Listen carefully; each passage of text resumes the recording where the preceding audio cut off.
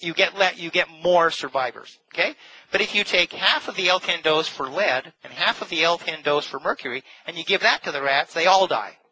What I'm making a point is that the risk factors to human beings and to health is not linear. You can't make an assumption of half is twice as good as whatever. And so in the case of this radiation, it is pulsed radiation, meaning that it's on briefly and then it's off. It's on briefly and it's off. And you do not have the ability, when there's a continuous, like with the Sutro tower, which is continuous radiation, your body doesn't have a chance to sort of cope with it. Okay? It is on, it is off. And it could be that this form of radiation is vastly more damaging to human health. We don't know. It is totally unknown risk. The FCC says that 600 microwatts per square centimeter is an allowable continuous radiation.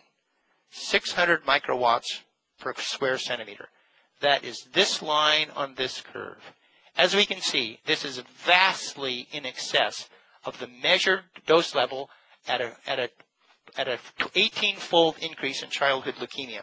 This level has been based on studies done in the mid-1980s. We are much smarter now, and this study was published in 2002, I believe, 2002, which means the PG&E had every opportunity to be aware of this study before they configured their system. They could have put high-gain antennas on and dropped this by a factor of 1,000, and they did not. They could have done transmission of signals on the power wiring. They could have done optical wiring, and they have done none of that. They have taken a technology path that exposes us to, according to this study, significant risk. Here is a typical smart meter that's installed on a wall, and this is a graph that was measured on the pillow of a person who was sleeping on this side. The pillow. This means that person is exposed to radiation 8 hours every night when they are sleeping, and we measured 0.05 microwatts per square centimeter, well above the safety level. In Italy, their smart grid is powered by a system that uses no radiation. It is technologically possible. If you talk to PG&E, they say no, it is not possible. As George alluded to early on, when I found out about the smart meter, I got a message in the mail that said we're about to put one of those babies in, and I pretty much jumped out of my skin. I did some minor research, and I knew right off the bat these things were trouble on a stick. I called to opt out, and they said, you're in a lot of hurt. We're not opting anybody out. And so I started sending emails to my mayor, and I said, we need to have a town council meeting. I want to bring this up. And we agreed that I would give a 15-minute presentation that's a condensed version of this that gives them some of these findings. I'm a registered PE in the state of California. I have the ability to talk about this subject. When the meeting came up, PG&E was on the podium for 45 minutes giving their spin, and I was denied the ability to present this information to them. So what you're seeing is suppressed information. 2 days before that meeting, PG&E, unbeknownst to me, the mayor was forwarding all of my emails to her, to PG&E. PG&E requested my presence at a meeting. They gave me the spin. I said, you're way above these leukemia levels. Their spin was, that's only one study. We use the FCC. They look at all studies. We use the standards from the UN. They look at all studies. And they, as we'll hear from Mary Beth later on, there is significant insincerity in how the industry uses this. Just recently, the Los Angeles Unified School District said that 1994 law that gives the local governments no control over cell phone towers, they want that repealed. They see this impacting the health of their children. The European Parliament has recently voted in favor of being more precautions to human health than is currently being done. France has banned cell phones in primary schools. They can only text. And the federal government has officially acknowledged that electronic hypersensitivity is a disability. That means the municipalities are on the hook to ameliorate effects of affected people.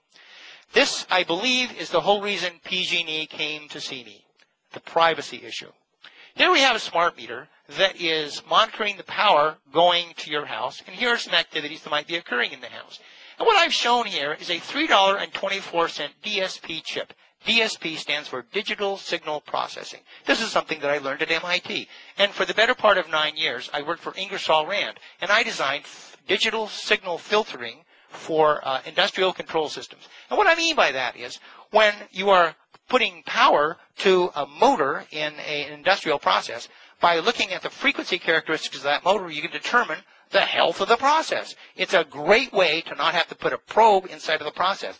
All you have to do is watch the motor and infer what the process is doing. If I have a $3 chip inside of this, I can do a wealth of interesting things. For example, when you turn on a hairdryer, that's a series wound motor that has a 1800 watt heater attached to it. The signal for that is totally easy to spot. If I were to look at that in the Fourier transform domain, I could infer that at 5 o'clock in the morning or so, you turned on a dryer for 10 minutes, 8 minutes, 4 minutes, some number. When you turn on the fan in your bathroom, that is a fractional horsepower induction motor with a shaded pole start. Okay, again, fairly easy to spot. And the smart meter could therefore say, gee, at about 6:02 in the morning or 3 in the morning or whenever, you turned on the fan in your bathroom. Or here's a woman enjoying a vibrator. That is a DC motor with a variable speed drive and possibly a switching power supply. Okay, this is easily discernible, okay, from these other appliances. This woman turned it on for 20 minutes at 9 p.m. at night, okay? This meter is fully capable of keeping all of this information in its memory. PG&E hasn't told us whether they're doing this or not, but what they have told us is the software inside of a smart meter is proprietary. That means we don't get to know.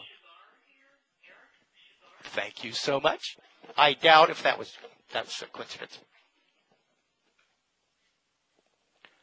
A.C. Nielsen collaborated with MIT in 1992, and they said, barcodes are great. That tells us what you buy. Customer cards are great. They tell us who bought the stuff. But what they also said was, what is missing in our marketing strategy is when, where, and how usage. And they were presenting this to MIT saying, this is a problem.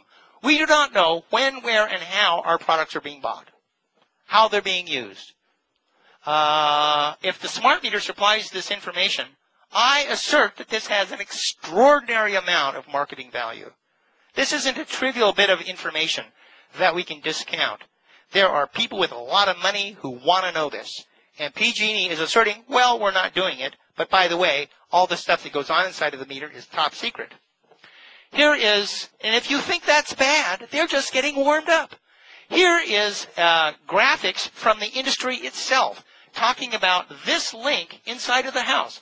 Smart meters talk directly to smart-enabled devices. It's like a Bluetooth, okay? And the CPUC has already committed to mandating that all appliances sold in California are smart-enabled, which means they will intelligently talk to your smart meter over what is something like a Bluetooth link. So that means when you're in the, here they are enjoying their smart meter in the entertainment room, it will be telling us devices that are on, what they're doing. Here's mom and daughter in the kitchen. Here they are preparing a healthy snack. And here we have where they're enjoying their smart meter in the bedroom. This is right out of their literature. Bold-faced. They're telling us this is the information that this meter will be privy to, far more detailed information than it is inferring from its own digital signal processing capabilities. We do not have a block diagram of that meter. We don't have the software that's used, and they are only alluding to the data that is being collected. In the meeting that I had with them, they described the data that they were collecting, but they did not allude to the fact that because this is a digital signal processing device, it can infer a great deal more. In addition to that data stream, which is currently uncontrolled. They're not talking about it. There's no law against them taking it based on how they're qualifying these devices legally. And in addition to that gaping hole in security, UC Berkeley professors agree that the security they're using just on the devices as they're currently described by PG&E, the security is insufficient, which means the data that they're collecting is like easy to hack and easy to broadcast to the rest of the world.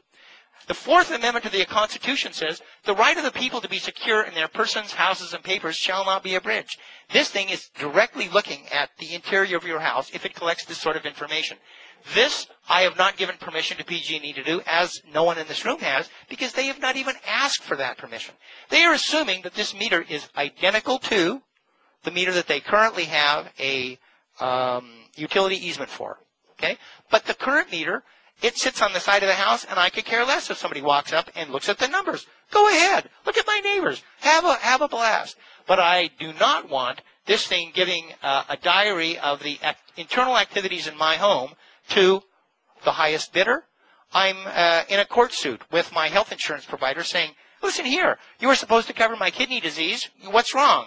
They stand in court and say, Your Honor, look at this information showing that this person was up in the middle of the night for months and months before they ever contracted with us for health insurance. They didn't disclose this to us. They're being ingenuine. And you can imagine the ramifications of this if this is being sold to the highest bidder. The CPUC's charter indicates that they are dedicated to having safe and reliable equipment. I doubt if that is supported by how this, by the preceding. The Utility Reform Network agrees when they are basically providing a contrary opinion to the release of the smart meter equipment. I'm not doing too bad. They said that PG&E's business case for the analysis is overly optimistic. Like, you're going to get $40 a year, are you going to do much for that? That's basically dinner and a movie. The demand response forecast is overly optimistic. They say meter reading could be accomplished with a less comprehensive system. Enough said. The action plan, I don't have one. Clearly, health is a problem. Clearly, privacy is a problem. But health is governed by two federal acts that are fairly onerous. Tobacco was legal for decades before we finally started turning the tide, reducing how much advertising they could do, requiring packaging labeling. We are in the same situation with electromagnetic sensitivity, that it's going to be a good 20 years before the data is in, before it's published in peer-reviewed journals. We've already got data that says there are health impacts, but the level of proof that's required by federal agencies, that's going to take longer to develop. So we're in a case of buyer beware.